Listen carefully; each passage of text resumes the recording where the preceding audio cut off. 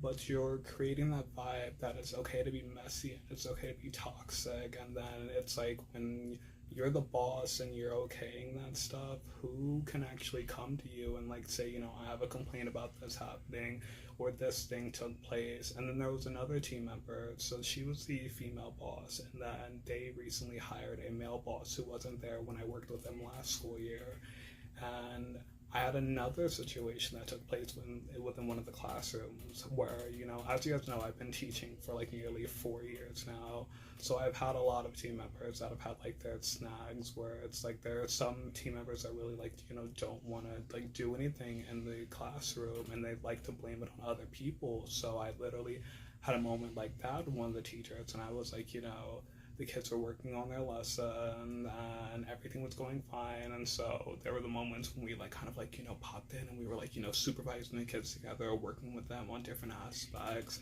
And throughout the entire time, she constantly tried to like push off the children that were in the classroom that were like of special needs. Instead of like helping them, she just kept like kind of like pushing them towards me to like literally just like, you know, do the assignment with them. And I was like, oh well, yeah, of course I can work with my. I didn't. I was she number one. She like didn't even tell me that they were special needs children. She just sent them over to me and said they needed some help. And I was like, okay, well, yeah, of course.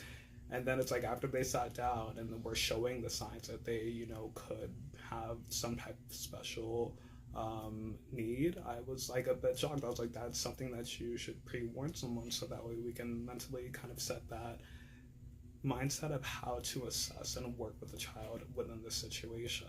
And she gave like no freaking guidance or no like cues towards that aspect. She just like kind of like walked away and like was like okay, now I'll supervise all the kids by myself. And I was like, that's just bad freaking like classroom management. Like that, or should I say that's like one of the worst classroom management methods ever.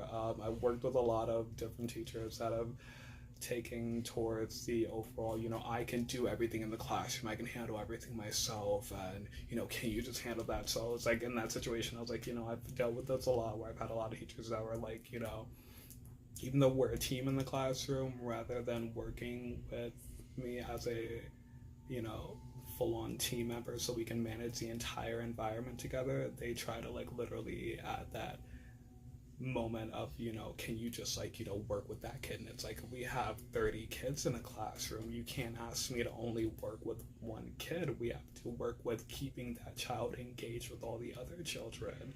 And if they are special needs, you have to communicate this with other team members. You have to